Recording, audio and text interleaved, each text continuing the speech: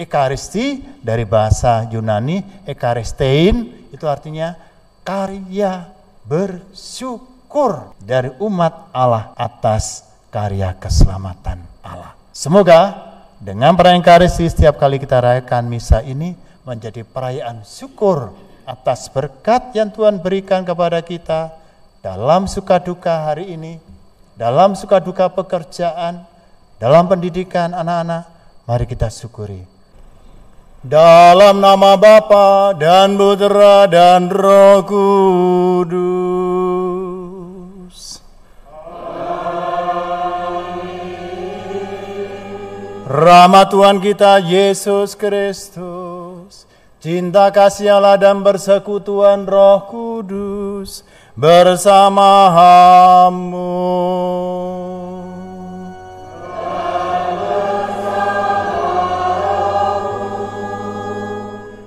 Selamat sore saudara-saudari yang terkasih.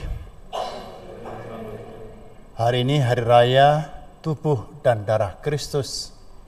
Seiring juga dengan pembukaan Kongres Ekaristi dipusatkan di Malang. Namun tadi sudah dibacakan dalam katekese apa maksud dan tujuannya.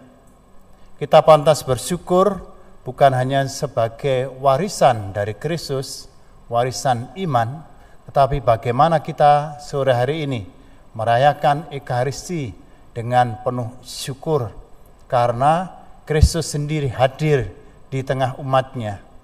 2 atau 3 orang yang berkumpul atas namaku, aku hadir di tengah-tengahmu.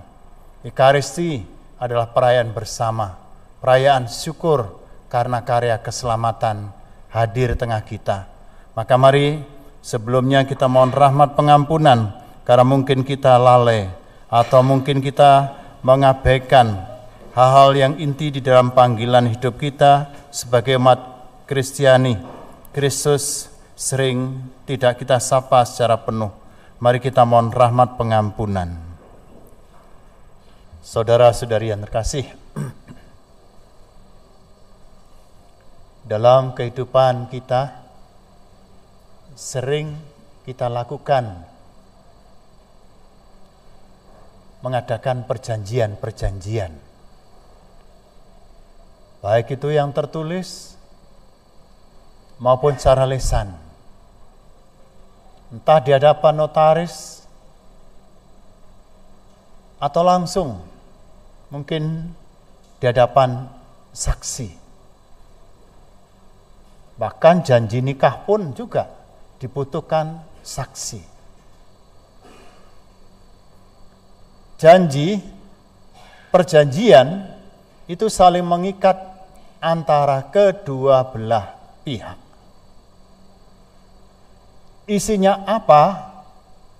Itu masing-masing menurut keperluannya. Mau sewa rumah, sewa mobil, atau hal-hal yang lain yang saling mengikat. Maka janji itu menjadi ikatan ketika harus dipenuhi syarat-syaratnya. Sore hari ini dalam bacaan yang pertama, Kitab Keluaran, Musa juga menjadi pengantara perjanjian antara Allah, pihak Allah, dengan pihak bangsa Israel. Janjinya adalah keselamatan, akan melindungi umat Israel. Maka perjanjian yang mengikat ini ditandai dengan darah. Mengapa darah diambil di sini? Ini penting karena darah itu adalah melambangkan kehidupan. Maka mezbah yang diperciki dengan darah itu adalah tanda kehadiran Allah di tengah umatnya dalam mezbah persembahan. Dan bangsa Israel sebagai pihak yang kedua juga diperciki dengan darah sebagai tanda bahwa mereka mau mengikuti janjinya. Inilah awal dalam perjanjian. Allah punya inisiatif. Dalam bacaan yang kedua, beda lagi. Surat Ibrani menjelaskan bahwa setiap tahun sebenarnya bangsa Israel punya kebiasaan ibadat setahun sekali, itu hari istimewa penyucian umat Israel. Itulah disebut ibadat populer. Dan di situ digambarkan tadi dalam bacaan yang kedua, Kristus itu tampil sebagai pengikat perjanjian. Dengan darahnya, Yesus mengorbankan dirinya sebagai tanda keselamatan.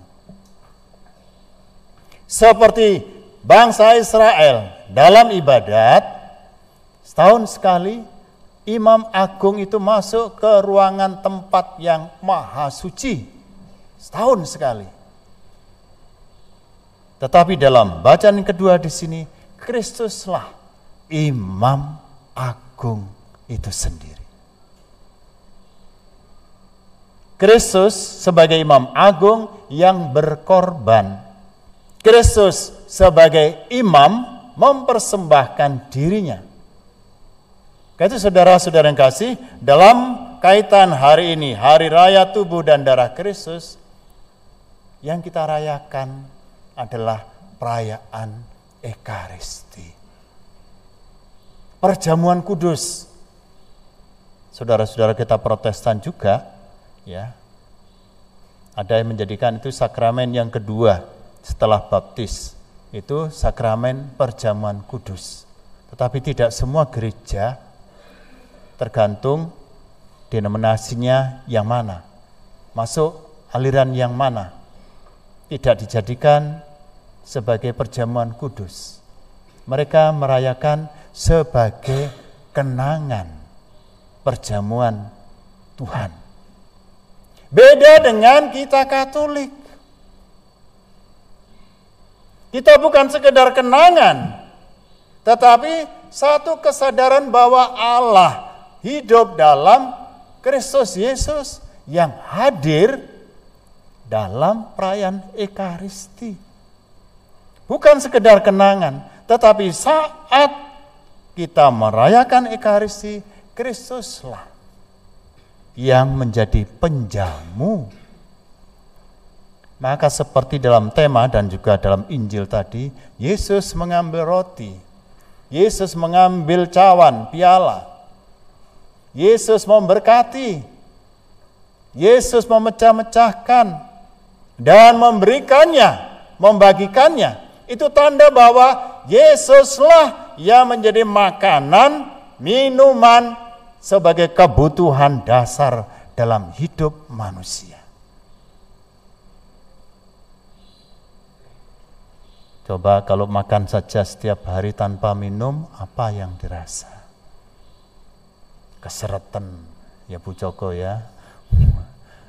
Kita semua merasakan. Tetapi Yesus itu mau menunjukkan, makanlah dan minumlah. Ini bukan kenangan masa lalu, tidak. Hari ini Yesus itu memberikan makanan kepada kita dalam wujud tubuh dan darahnya supaya kita menikmati. Karena itu para saudara yang kasih, sangat berbeda sekali. Ya. Ketika ada pengumuman bagi anak-anak yang belum terima komuni, jangan terima dulu. Ya. Tapi saya dulu kelas 5 baru terima komuni. Kalau masih ingat dengan Romo Korting dulu ya. Saya di Santo Yusuf nyelonong mau terima. Nah, Untung Romo Korting ingat. Belum ya nak, ya belum ya. Suruh kembali. Pakai misdinar pun juga sebagai misdinar. Saya juga melakukan kekeliruan, kesalahan. Ya. Karena romo-romo dulu itu pakai apa namanya? Single tali. Tapi saya tidak tahu caranya. Perutnya Romo itu yang padahal besar juga perutnya Romo Korting itu. Jadi keliru, yang seharusnya hanya pasang di belakangnya saja, tapi keliru. Nah, ditekep dari belakang. Ya, itu kenangan yang tidak bisa saya lupakan. Dari situ belajar menjadi imam itu dari kecil. Kekeliruan, kesalahan. Jadi mari kita pahami bahwa makan dan minum itu adalah kebutuhan dasar dalam hidup. Maka Yesus memberikan dirinya, tubuhnya, tanda cinta yang abadi. Maka Yesus tadi mengatakan dalam Injil, aku tidak akan minum lagi dari anggur ini sampai aku minum pada perjamuan Allah. Jadi artinya apa? Bahwa hidup kita itu diarahkan ke masa depan dalam Kristus Yesus. Maka anamnese itu kita nyanyikan setelah konsekrasi. Wafat Kristus kita maklumkan. Kebangkitannya kita muliakan. Dan kedatangannya kita rindukan. Maka jangan heran para Bapak Ibu kalau minggu depan nanti anamnesenya itu ada perubahan, ya. Dalam kongres ini Ekaristi juga disinggung nanti ada perubahan-perubahan sedikit sana sini, ya. Nanti akan ada perubahan-perubahan yang akan disosialisasikan kepada umat, termasuk romo-romonya, ya. Yang tidak bisa nyanyi, yus moga-moga iso nyanyi.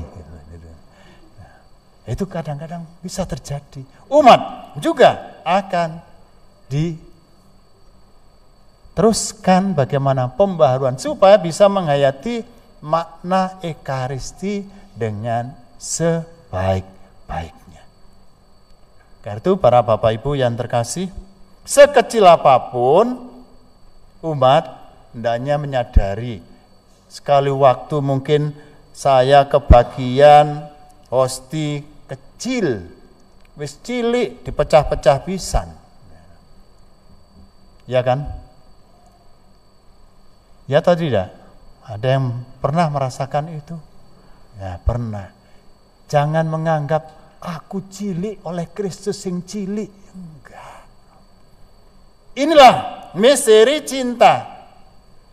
Wujudnya itu meskipun kecil, tapi nilainya besar. Sama seperti anak muda. Kalau sedang jatuh cinta itu, yang diberikan ya kembang opo, ya, kembang tembelean, ya, atau bunga mawar. Ya. Tapi ketika diberikan, ya sambil nyanyi dia, ku berikan padamu setangkai bunga ini. Nah, waduh, seneng hatinya, meskipun itu tembelean itu, ya, baunya nggak enak, ya, tapi diterima karena cinta. Yesus lebih dari itu. Wujudnya roti, tetapi sudah diubah ketika konsekrasi menjadi tubuh dan darah Kristus. Ya umat mungkin ya saya sharing saja sedikit saja ya. Nanti kalau terlalu panjang khotbahnya Romo panjang. Ya. Saya beberapa kali ya kalau konsekrasi itu yang sepegang itu saya sadari itu bukan roti lagi. Di situ ada wajah Yesus. Penggandaan roti 1 kali, 2 kali mungkin itu kebetulan, ini lebih dari 10 kali.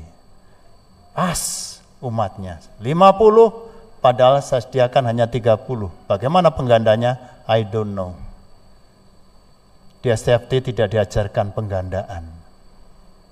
Tapi Tuhan sanggup memberikan.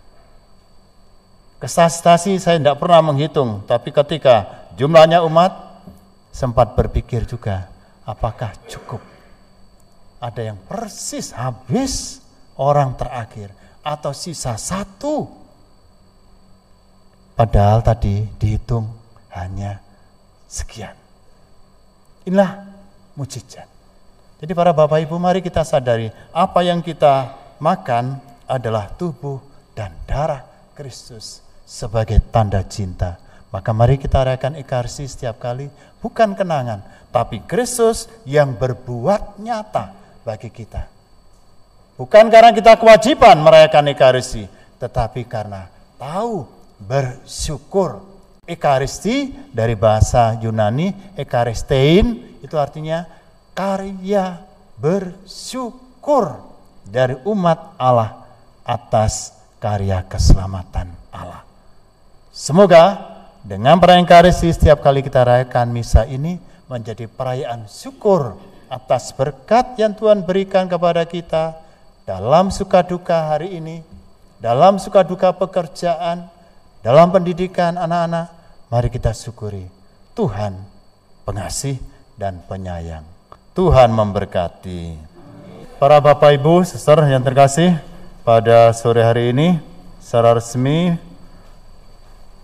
dibuka Kongres Ekaristi Keuskupan Malang yang seperti tadi diumumkan sebenarnya tahun kemarin tapi ditunda dan baru terlaksana mulai hari ini sampai nanti bulan Oktober.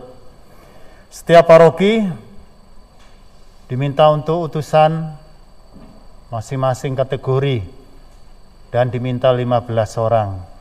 Siapa utusan dari umat kita, Sempusari, yang ikut serta di dalam kongres ini, meskipun secara online, tetapi secara resmi diikut sertakan dalam pertemuan ini, mengikuti.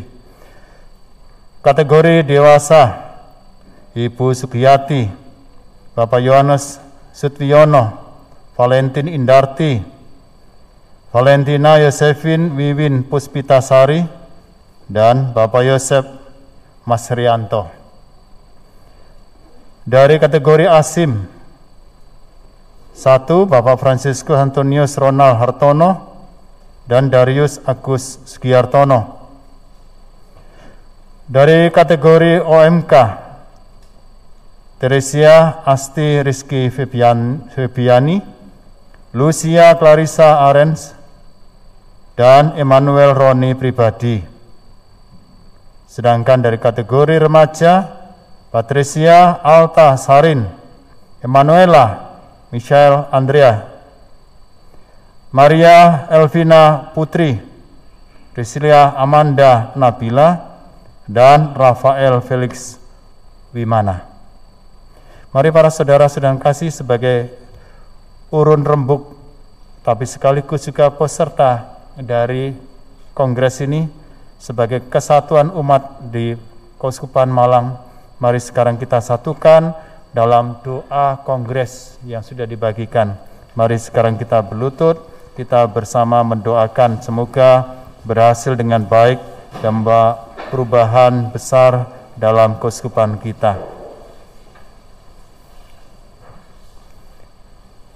Allah Bapa yang Maha Kasih, kami bersyukur kepadamu atas karunia Ekaristi yang menjadi tanda nyata kehadiranmu bagi kami. Bantulah kami agar selalu mensyukuri anugerah-Mu dan semakin hari semakin menghayati rahmat kudus-Mu.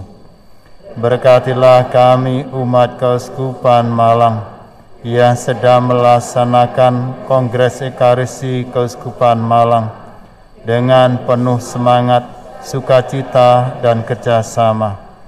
Semoga kami yang percaya akan kehadiran Tuhan Yesus dalam Ekaristi senantiasa dibimbing oleh Roh Kudus sehingga dapat semakin menghayatinya. berkat Ekaristi Kudus akan semakin memperkuat persatuan kami sebagai anggota gereja-Mu. Dan kami pun mampu mewujudkan semangat diambil, diberkati, dipecah dan dibagikan dalam komunitas Kristiani yang semakin injili. Bersama Bunda Maria serta semua orang kudus di surga, kami sampaikan doa ini kepadamu dengan pengantaran Kristus Tuhan kami. Saudara yang kasih, mari kita akhiri perayaan Ekaristi dengan mohon berkat Tuhan. Tuhan sertamu.